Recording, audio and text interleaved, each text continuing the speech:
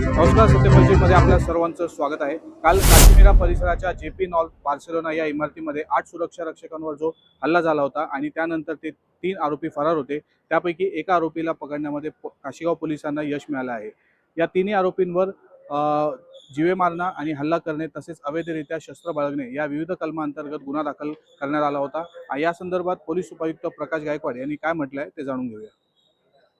Sir, काल एक मीरा रोडमध्ये गुंडागर्दीचा प्रकार झालेला आहे, ज्या मध्यंतराने 8 जणांना उडवलं, त्याच्यात 3 गंभीर आहेत. काय संपूर्ण विषय? काल पावणे 7 ते 7च्या दरम्यान नॉर्थ बार्सिलोना या सोसायटीमध्ये आतमध्ये जाण्यावरनं सिक्युरिटी गार्ड आणि वाहन चालक यांच्यात वादावादी झाली. त्या वादावादीचं रूपांतर भांडणात झालं आणि त्यातून त्या सिक्युरिटी गार्डच्या अंगावर गाडी चढवण्याचा प्रयत्न केला. याबाबतचा पोलीस स्टेशनला तक्रार प्राप्त असून 109 म्हणजेच हत्येचा प्रयत्न करणे, त्याचप्रमाणे शस्त्र बाळगणं, तर ह्या दोन्ही सेक्शननुसार त्याच्यावर गुन्हा नोंदवण्यात आलेला आहे. यामध्ये 3 आरोपी निष्पन्न झालेले कौस्तुभ भोईगडे, कशिश गुप्ता आणि अक्षित गुप्ता. तर यातील पहिला आरोपी जो आहे तो अटक आहे. पुढचे 2 आरोपी जो आहे त्याचा आपण शोध घेत आहोत, ते पण लवकरच अटक होतील.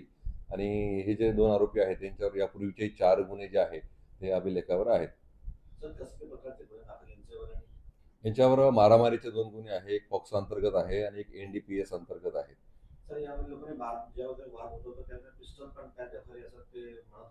याबाबत फिर्यादीने तशी तक्रार दिलेली आहे आणि त्यावरनं आपण त्या आर्म ऍक्ट नुसार सुद्धा गुन्हा 325 नुसार गुन्हा दाखल केलेला आहे.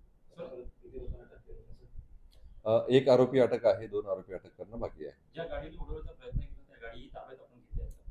अद्यापर्यंत गाडी ताब्यात नाही आलेली, परंतु गाडीचे डिटेल्स आपल्याला मिळालेले आहेत. सर, अशी गुंडगिरी जर वारंवार होत असेल तर तिकडचे स्थानिक लोक पण थोडी दहशती खाली आहेत. आपण पोलिसांच्या मार्फत काय मार्गदर्शन? पोलीस विभागातर्फे आम्ही ऑलरेडी नाकाबंदी आणि कोम्बिंग ऑपरेशन्स, त्याचप्रमाणे ड्रंक अँड ड्राईव्हच्या कारवाया दररोज करत असतो. ही सकाळची वेळ होती आणि त्यावेळेस नाकाबंदी नसते आपली. तर माझं तरुणांना खास करून आव्हान आहे, जे बाईक राईड करतात किंवा 4 व्हीलर चालवतात, तर रस्त्यांचं आणि वाहतुकीच्या नियमांचं पूर्ण पालन करूनच वाहन चालवावं आणि कुठलंही मद्यप्राशन करून किंवा कुठलंही ड्रिंक अँड ड्राईव्ह होईल अशा पद्धतीचे वाहन चालू नये. स्वतःच्या जीविताची आणि इतरांच्या जीवितांची काळजी घ्यावी.